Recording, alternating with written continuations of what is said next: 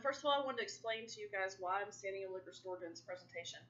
This is where I work. This is my job. My family actually owns this business. It's the quietest place that I know after hours, anyway. I thought this would be a good place to do my presentation since I was here anyway.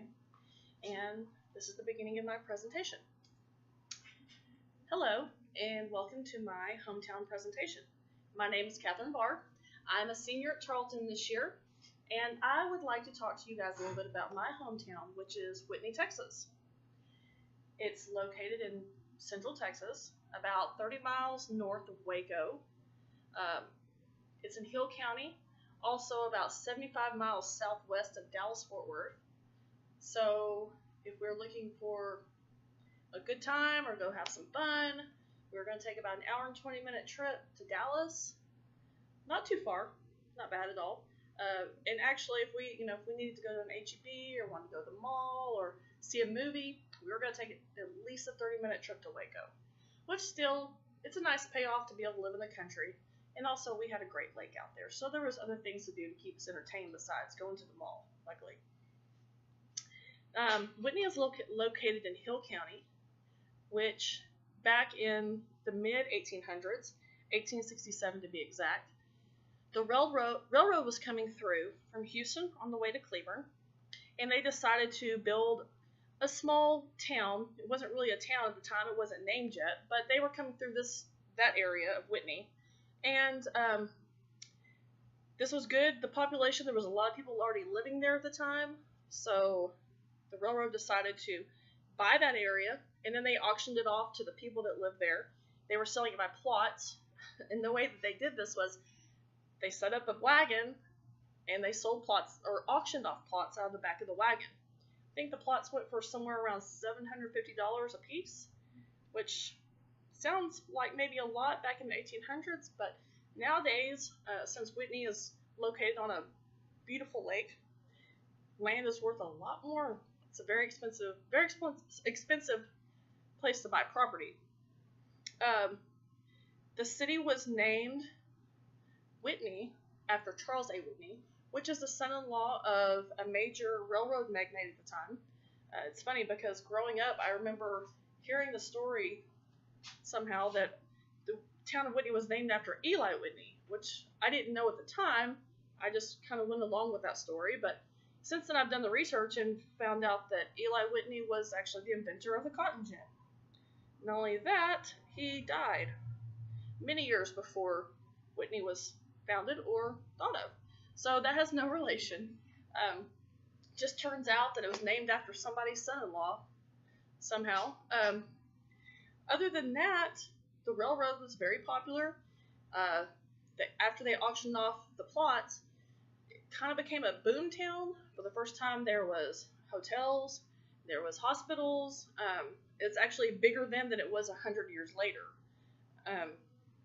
There's not a lot of information between the mid 1800s and the mid 1900s, but what we do know is that in the 1940s, this area decided to build a reservoir in that area to control the Brazos River.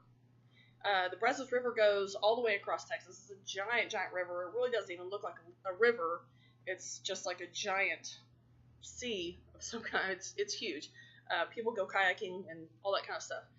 So what they did was they built this man-made reservoir, which is now called Lake Whitney.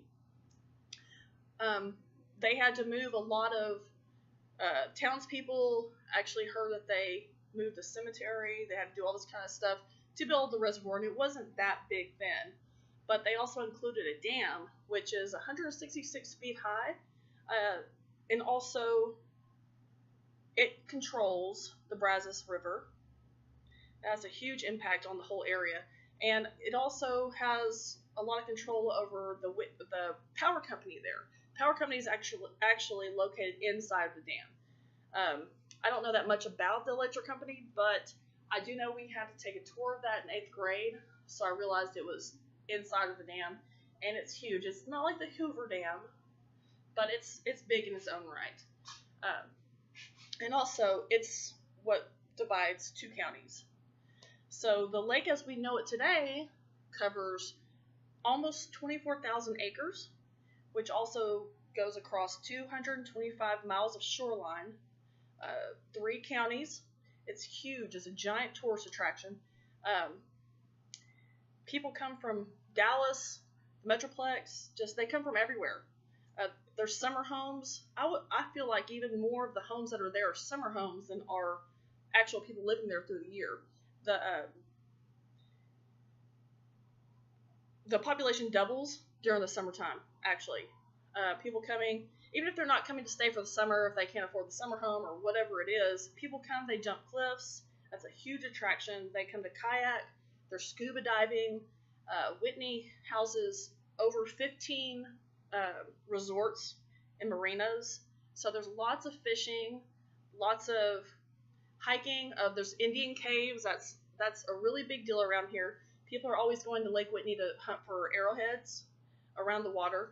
I've actually found several myself. So it's kind of a cool place historically, and also as far as the fishing goes, they attract thousands of people per year for bass, striper, catfish, fishing. These people, I mean, they take it very seriously, and they have some of the biggest tournaments in the state at Lake Whitney. I think probably because it's so clean.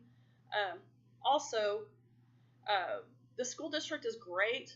Where I came from, people take a lot of pride in our school. We were the big blue and white Wildcats.